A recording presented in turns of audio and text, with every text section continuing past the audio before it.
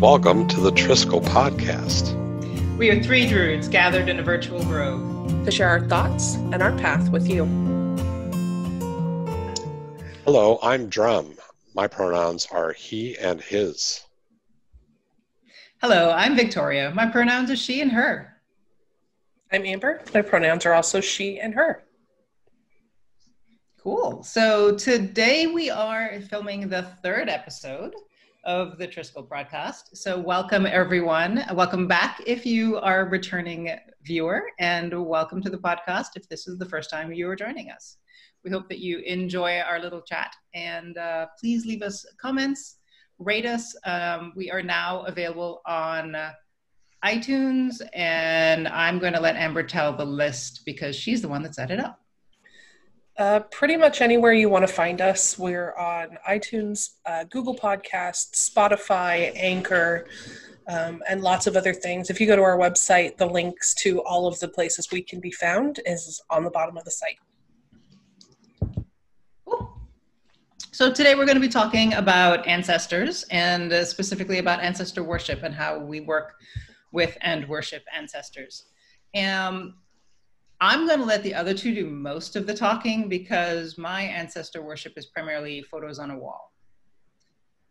So Drum or Amber, either one of you want to start and talk to us a little bit about how you incorporate ancestors into your regular practice, and if there's anything special that you do working with them.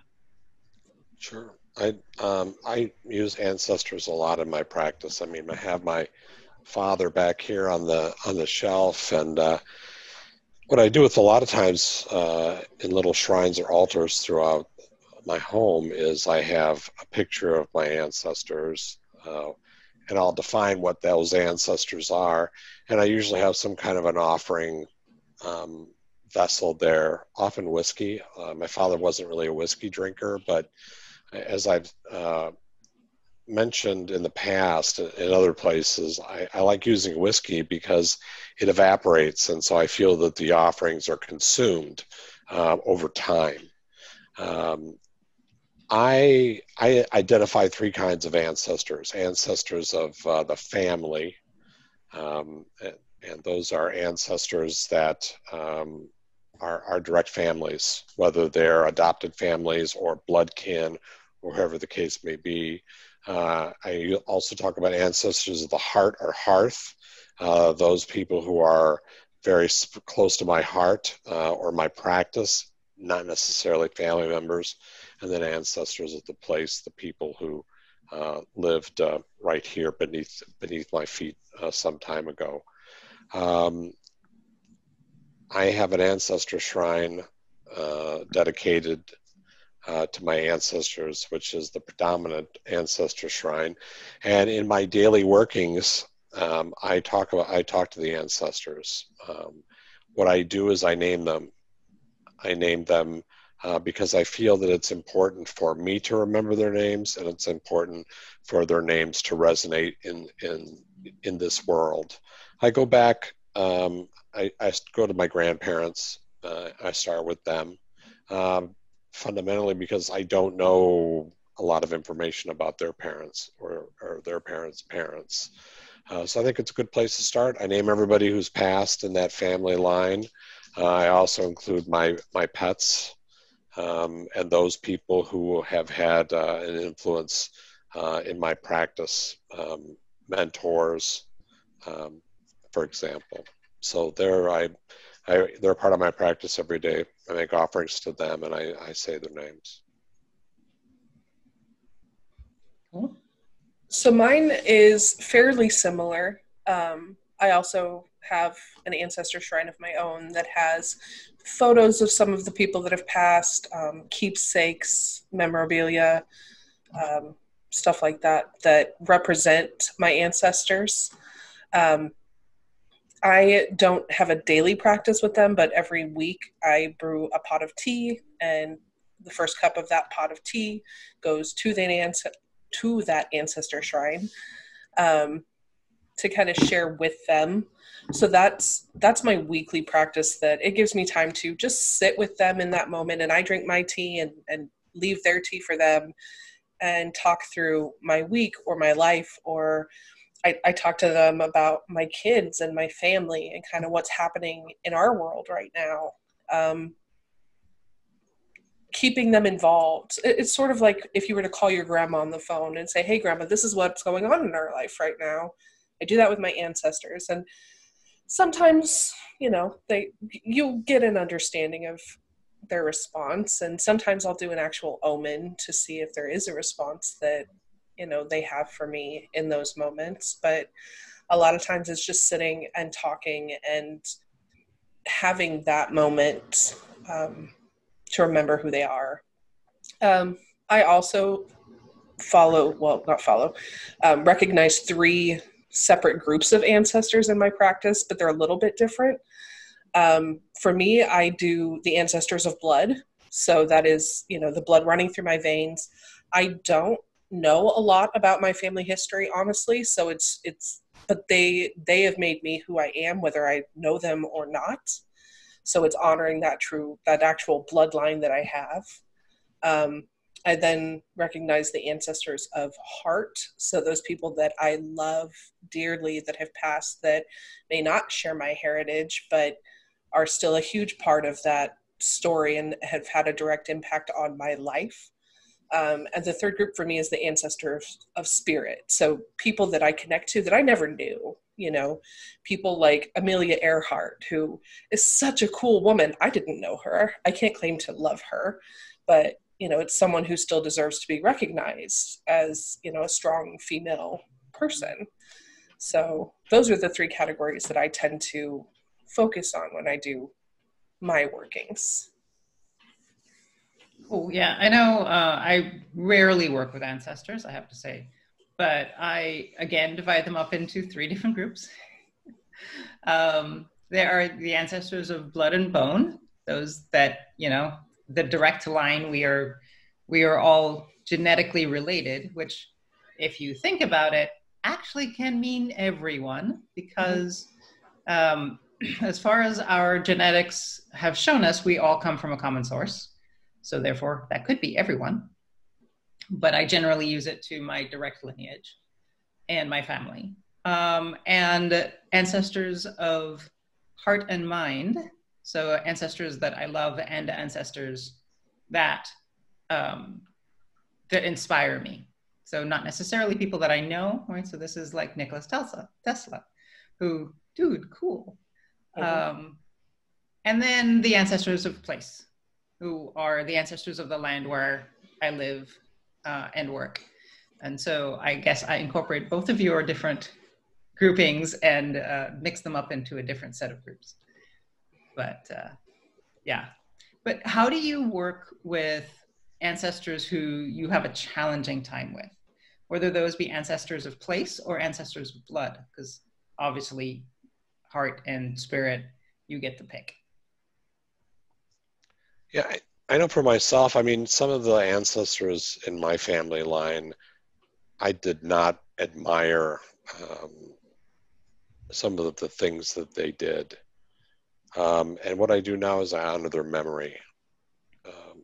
I just find that because they are part of that lineage, I acknowledge them, but I don't work directly with them. My grandfather is somebody who I work really closely with, and someone who I feel very positively towards. I have a very different working relationship with him than I do with one of my uncles, who was very different than myself, and just approach things in a very different way. And I just acknowledge him. I think that's the best I can do with that. To say, hey. Go ahead. Sorry. No, go ahead, please. For me, part of that is being realistic and being honest about who they were. For me, an important part of my ancestor worship is pretty casual. It's talking about these people. It's sharing the stories that I have of them and why they're important to my life and why they're worth remembering. So if there's someone who isn't a stellar human being, not putting them on a pedestal. It's okay to remember them. It's okay to acknowledge the importance of that they played in you being who you are. but it doesn't mean that you have to make them something they weren't. So be honest with your stories. And you don't have to tell the bad stories if you don't want to talk about those things. That's okay. But don't, I'm trying to think of a good word. Don't put them on a pedestal that they didn't earn. What about ancestors who were specifically abusive?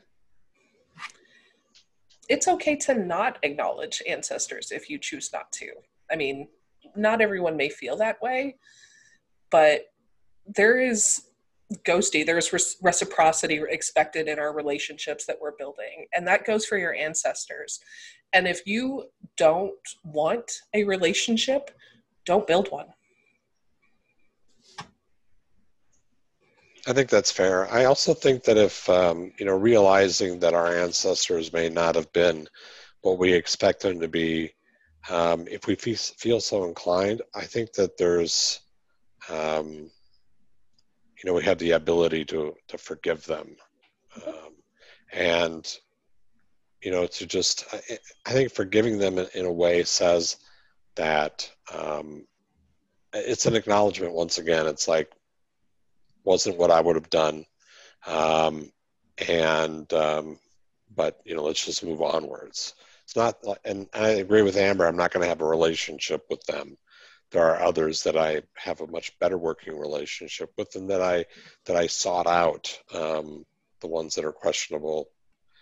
They're a picture on the wall, basically. So, to me, forgiveness is still a choice. Just because someone has passed away doesn't mean they're suddenly absolved of everything the hurt that you have felt. If you think you're in a place that you're okay doing that, making that choice and building that relationship, cool, that's great. But there's nothing that says you have to just because they're not part of the human species anymore. Now, you both use the word forgiveness, and that is a loaded word. It is. So, it could be not necessarily even forgiveness, just I'm done being mad at you. Yeah, I think that's true. So it's more about allowing yourself to let go than any change on their part. Yeah, they're not going to change. I mean, just because they've passed on doesn't make them wise or correct. It's just that they've passed, and I think sometimes we have to let them go, and sometimes forgiveness is that function that allows us to kind of let that go. So what about people who don't know their ancestors? So folks who are adopted or were orphaned at a very early age or something like that. That's why I use the phrase ancestors of the family. I used to call it ancestors of the blood, and I did a workshop at Summerlands one year, and there was a person who was in attendance there who had adopted a foreign child, and they said that child's family is as much family to me as my own family is. And they said, I think you should use the word family instead of blood. Okay, I think it's, that's why I use that phrase, because some of the, I have an adopted grandmother who I adored. She wasn't, she wasn't by blood heritage or blood lineage, but she was a woman who was amazingly kind to myself and my family. And, I honor her as though she were my own grandmother. Well, and I think that we've shown just in the three of us that you get to pick who you want to work with as your ancestors.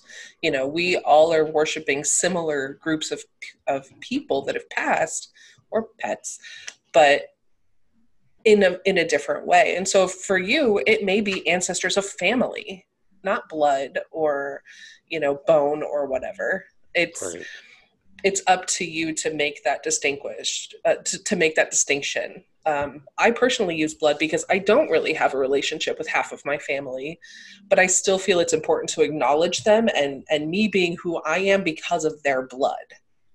Right. So that's why I use that, is intentionally. They're not people that I love. They're not people I know, but that doesn't mean that they're not important. I wouldn't be here if they weren't here first.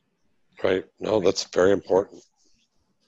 And I guess that's why for me, when I talk about ancestors of blood and bone, I tend to go all the way back. I was in a ritual once with Tithorn Coyle at Pantheacon. And in that ritual, she took us all the way back. I didn't know left from right for about 60 minutes after that ritual. It was impressive. She literally picked up the world and turned it 90 degrees and put it back down again. If you ever get a chance to go to a ritual with one of their rituals, totally do it. But that whole experience of connecting back to that sort of primeval, early beginning, first mother, first being who gave birth to something that became humans, because it wasn't necessarily from when we identified as humans, or when we today identify that class of beings as humans. And so that was just such a powerful connection that it really drove home to me that really deep connection to everyone. And so you're not just connected to the people who you are, technically, as we define it today, related to, but you're related to everyone else on the planet. Which, when you look at the world in that kind of aspect, it also changes how you deal with a whole bunch of other stuff, because it's really hard to other people when you're connected to them. Mm-hmm. So it was one of these sort of really powerful experiences that kind of stuck with me for, I don't know, it's been 10, 15 years now, whatever. Well, sounds very powerful. Yeah, it was great. Thorn does amazing rituals, by the way. Also writes good books. And I'm not being paid to say that. So outside of what you've described, do you maybe work with ancestors or worship ancestors regularly within rituals at any specific time of year or any specific type of ritual? The most obvious answer for that for me is Samhain. I mean, that is a big ancestor festival for me. That changes year to year. I mean, I as I've said, I now have little kids, so it's Halloween, it's a very different celebration. But part of that for me still, even if there's not a big formal ritual, is sitting at the table and talking about, my grandfather and telling stories about him and, my mentor who passed away and these people that my kids don't remember or never got to meet, and, celebrating them and making my kids laugh at the stories and, these obnoxious characters that made me who I am. You can thank them later, but seeing my kid laugh at their antics and knowing how much they would appreciate that has become a big part of my yearly celebration. I think Samhain is a really important one.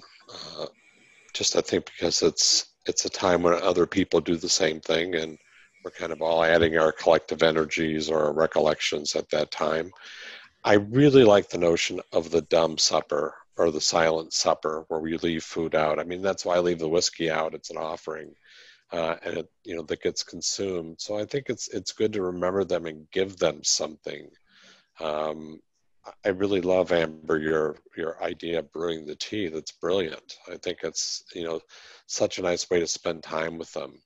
And I try to remember those who have passed either on their birthdays or on the days that they passed, just as kind of mile markers and saying, hey, I remember you on this day. And that continuity, will last as long as I do. And then it'll go away, but at least for the time being, I'm still counting out time in that way.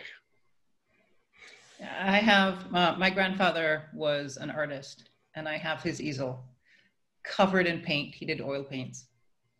And I have actually got one of his paintings on the easel as a decoration. And you guys have seen pictures of it.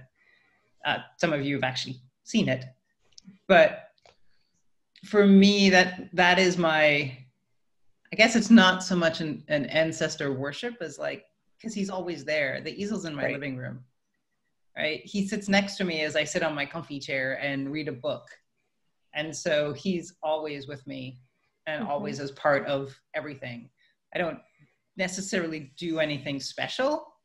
Although I also love the sharing tea concept, that may be a thing. But, and at Samhain, I'm usually in tears by the end of the Samhain ritual because I miss him terribly. Yeah. But, and unfortunately this year I have now more of that generation to add. It's just,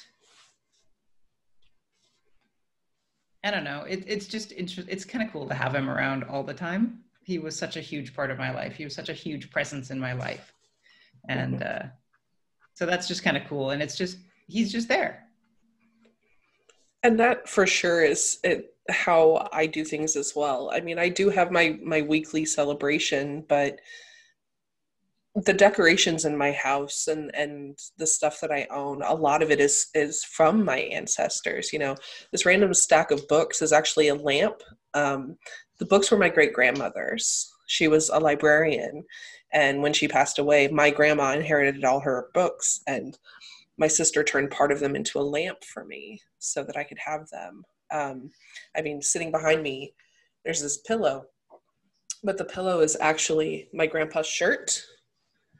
It's got his pockets. This is the stuff he wore all the time. So for my grandfather and both of my partner's grandfathers, we had these made. So I still have their clothes with me in my house all the time. I mean, and it's not a sad, like, oh, mourning, awful thing. It's a source of comfort. You know, these are people that were important to my life. They're people that I loved very much, and they're gone.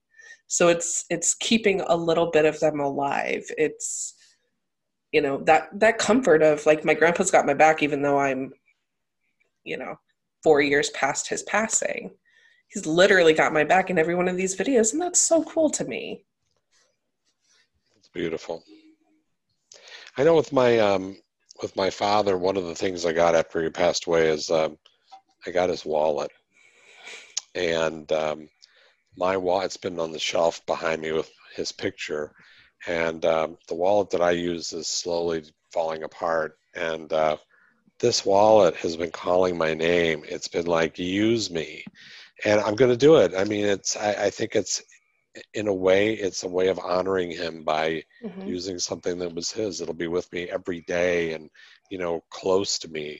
And, you know, while I won't bring him back, I know that in the next life, he's laughing about it. Yeah, I have a bunch of my grandmother's napkins and tablecloths and little doilies that she used to put on every surface. But so many doilies. So many doilies. But they all get, so I use them, right? We use cloth napkins in our house. We never use paper napkins. And so they get used and stained, and now I need to learn how to bleach linen. But, you know, that's fine. Mom gave me Granny's recipe, so I'm going to give that a try. But, yeah. One of the other things that we do, it's kind of like an active practice thing, is that the house that I live in is 104 years old, and it's been in Rhiannon's family for a while. And there's roses outside that her grandmother planted, and they're still flourishing. You know, there are these beautiful roses that come back every year. And so, you know, it's part of my practice is to water those roses. And I take pictures of them and share them on my blog. And it's, you know, we continue to enjoy the things that they enjoyed. So it's like we're still in that time stream that they were in, and we're still participating in it, kind of a platonic way. But it's, you know, it's kind of that active involvement in the same things they did, like with their clothes. I mean, that's brilliant and so important, because I don't know about you, but I know with certain articles of clothing, just touching them evokes, you know, a whole wave of feelings in me that have something to do with what that, you know, where those clothes came from, or who they belonged to, or at least that's my experience with them. For me, that sensory connection is, I mean, it's really important. It probably sounds a little bit cuckoo, but I actually have one of my grandpa's shirts still in a Ziploc bag, because my grandparents lived in a house that had a wood burning stove, and my grandpa loved to do woodworking and stuff, and so he had this really distinct, like, smoky wood smell that doesn't exist anymore. My grandmother has sold the house, like that smell is gone, except for that little bag that has his shirt sealed away. I mean, that sensory connection is really important. I used to go to this place called Lothorian. It's a nature preserve in southern Indiana. And when I first went there many, many years ago, they had, there were like shrines throughout the land. There was an ancestor shrine, and it was an old, I'll call it a shack or a shed. And so you'd go in there, and people had left little trinkets there, and there was this little table, and on the table was a pipe, like one of those Dr. Grabo pipes. And there was a little note next to it, and it said, "This is my grandfather's pipe. If you smoke out of this pipe, then, you're honoring my grandfather." And I don't know whose grandfather it was. It was some random pipe that was there. But for me, it was a powerful experience to even participate in someone else's ancestral stream, just by honoring, kind of like the unknown grandfather. And it was interesting over the many years that I went there to watch the shrine kind of disintegrate, and then the pipe was gone, and it's kind of been consumed back into the earth, kind of like the ancestors do. Did you smoke out of the mystery forest pipe? I did smoke out of the mystery forest. That might explain a lot. Yeah, I did smoke out of the mystery forest pipe with the she folk that were there. I couldn't help but ask. I feel like the next thing is then he stepped into the mushroom ring. Exactly. Yeah. I mean, didn't I? No. Yeah. Oh dear.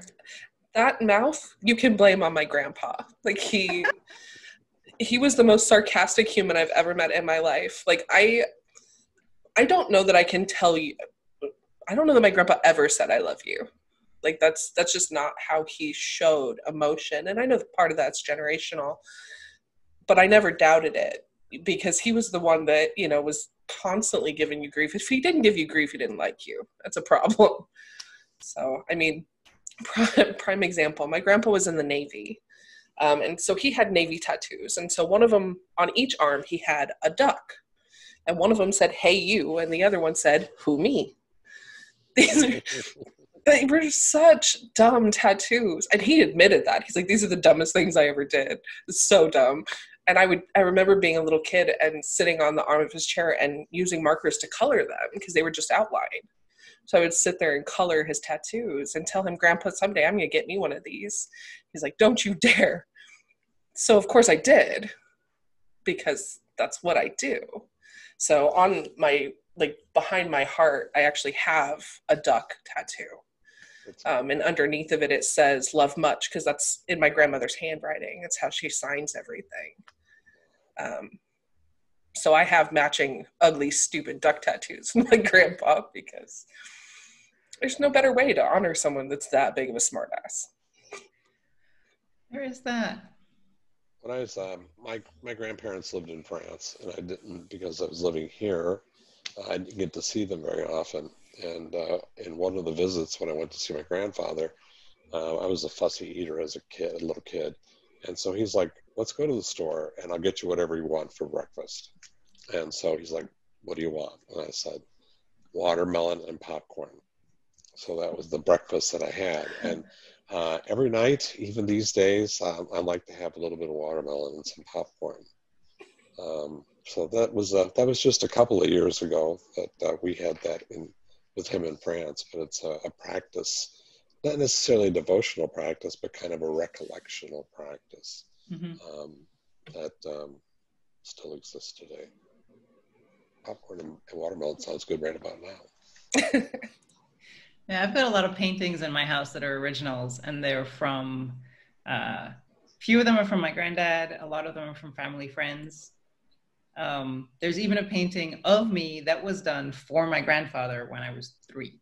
Wow. That's cool. And I know the artist.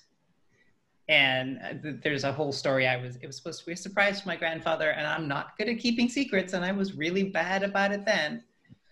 And so I would run up to my grandfather, and he was out on the deck talking with everybody. They were all sitting down, and he was chilling, and he had a sort of like an arm on a chair, kind of tug at his arm.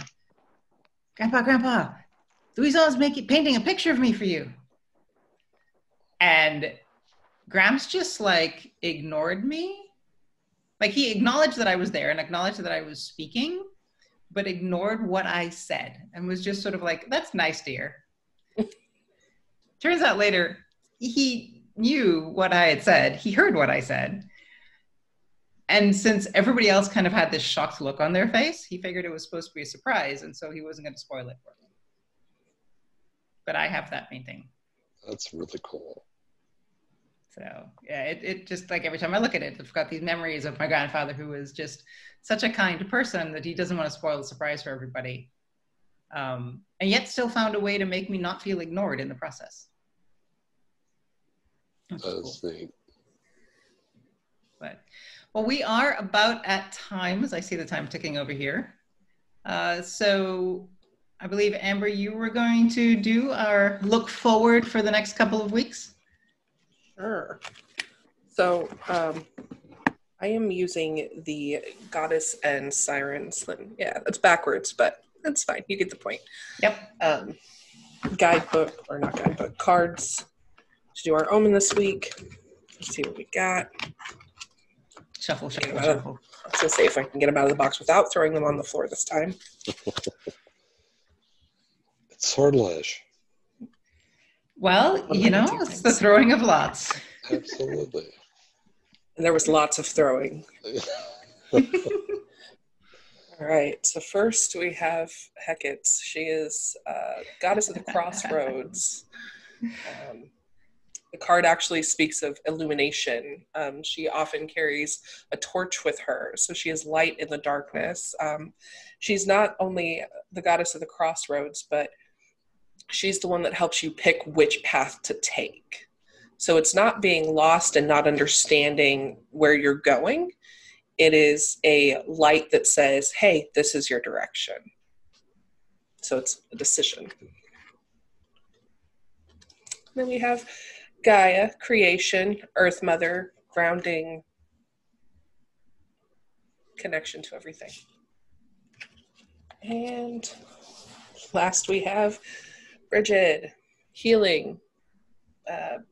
Bridget is the goddess of many, many things, from metalworking to goddess of the hearth. So a card can have a lot of different meanings for a lot of different people depending on what their relationship is. For me, she is primarily a goddess of the hearth. She has a statue, a small shrine in my kitchen where she overlooks my house, and so it's healing at home, things getting better. So yeah, I mean, ultimately it's we'll make a decision. We're all kind of connected, and it's going to be okay. I like it. So that's our omen for this week. Cool. Thank you. Thank you very much. I like them when they're better than that, than like ending. The end. We got that a couple weeks ago. I was like, and it's the ending of one thing, and it's the ending of another thing. I'm like, I know there's beginnings, but that means there's an ending. Yeah. Oh, wow. That's good. Cool.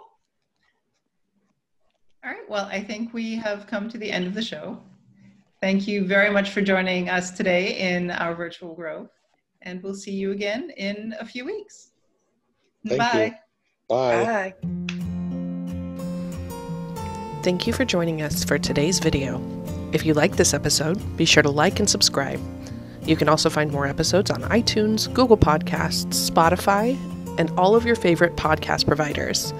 You can find us on social media on Facebook and Twitter, or for more information, visit our website, triskelpodcast.weebly.com.